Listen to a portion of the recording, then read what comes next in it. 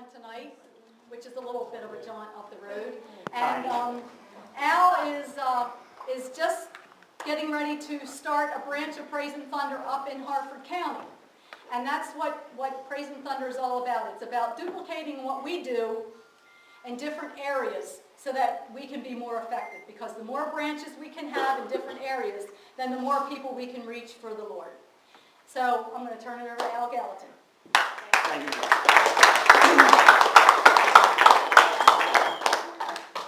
First off, how many of you go to this church? Raise your hand. Quite a few of you. All right. How many of you attend Sunday school? Not quite as many. Well, good. I'm glad I'm going to talk about this subject then. I teach 7th grade Sunday school. And it is one of my greatest passions. For years and years and years, I did not think that I was worthy enough or ready enough or whatever. But like Mary said, Christ loves you exactly where you are. And He'll give you the knowledge and He'll give you the words to share your faith. And that's what I want to talk about tonight. I have 3 children. The oldest is 14. He's my son. A 10-year-old daughter and a 5-year-old daughter. My son is a challenge. I'm certain that some of you are a challenge to your parents. I can tell. I can look out and see which ones. It's that dad radar thing. But 2 months ago, as much of a challenge as my son is, a friend of his was so despondent he was ready to kill himself. And my son shared the gospel message with him and explained to him just how much Christ loved him and how if he would just trust in God, he could get through it. My daughter's 10. I'm very blessed. She's gorgeous. Both my daughters are. Now, there are some things that kids do that, man, it really bothers me when they're not quite as nice to the kid that doesn't fit in. And about a year ago, my daughter told me, she said, you know, Dad, there's some girls at school, they're really just, they're just kind of mean to some of the other girls. And I said, well, that's really not right, you know. She said, well, I make it a point to try and be nice to them. I said, well, that's exactly what you should do. You should be nice to them. And that will be a witness to the other children not to act that way. You know? Last month, a little girl ran the street. She invited 8 children to her birthday party, and none of them came. She asked my daughter if she would show up. Now, my wife and I didn't know. We had no idea. So my daughter comes home. She says, Mom, I hate to drop this on you, but I really need to go to this birthday party. Well, when? Like right now. So my wife scrambles around. She grabs a card. She grabs some perfume and stuff. Gets it together. They show up. And it's just a family sitting there with their daughter. And at first my wife had thought that she had been snookered. That my daughter was just trying to get a free meal or something. But no. She was being that witness to that little girl. And I want all you girls to remember that. And you boys too. Because we all don't quite grow up at the same time. Now, my 5-year-old, who is absolutely a doll. She does baton. She's so cute.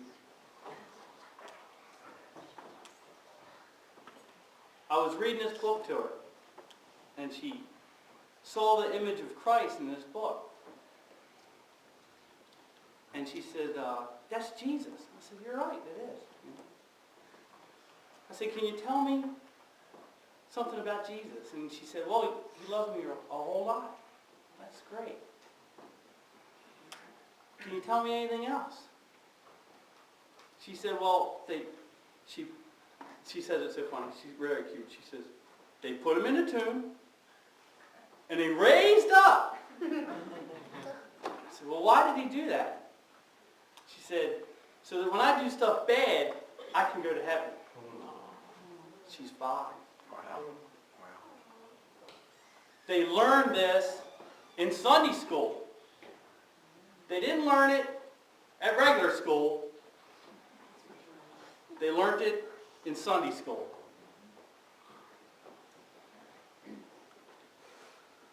One more short story. Who is the oldest kid here? Anybody able to drive? No, we're not counting here. We know. You drive? You drive? You're old enough to drive? 16? I'm old enough, but I'm not. Okay. All right. When I was 16, I went to go pick my sister up from school. It hadn't rained in a very, very, very long time. We went through this terrible drought. So I picked her up from school. I'm in my mom's 72 Chevelle Malibu. Awesome car. Oh well. Oh well. Was, yes. Good. Was an awesome car. Wasn't speeding, wasn't doing anything wrong. Start to rain. Hydroplane. Went around in some circles. Went up an embankment. My head hit the glass. Luckily I opened my eyes. Luckily nothing. Blessed. I opened my eyes in time to duck and miss the guide wire that ripped the glass out of the car. Then the car hit the telephone pole behind the driver's door. I guess that was lucky. Blessed. But I caved the inside of the door in. And I ruptured my spleen. Now, if any of you don't know what a spleen is, it's this very important organ. And it usually sits right here. It's about this big. And there's this artery that runs right from your heart, right to it. Well, it didn't take too long before I didn't feel too good. So I'm in the hospital, in the emergency room. They can't figure anything out. And I'm dying.